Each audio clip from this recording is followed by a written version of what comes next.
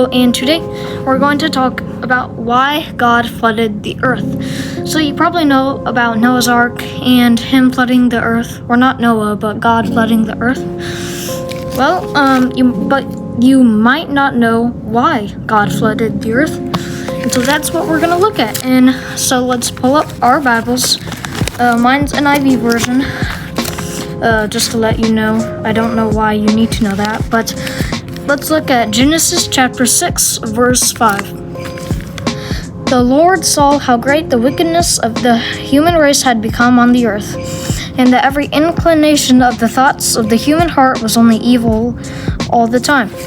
So basically, if you somehow don't know what that means, just people were very evil, and there was so much evil going on, like a ton. So much, and it was happening in people's hearts very super duper often. And so it's also just let's have another verse in chapter 6 verse 11. Chapter 6 is in Genesis is where most of the reasons why he did it happens, and it says, "Now the earth was corrupt in God's sight and was full of violence.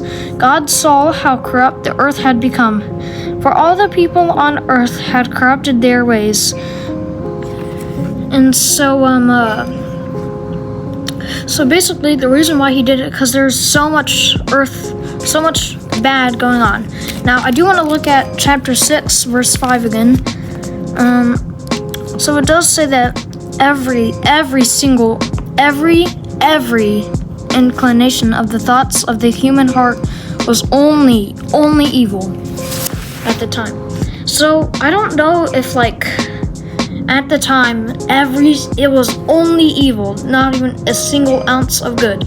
I bet there probably was even a little bit of good, barely any.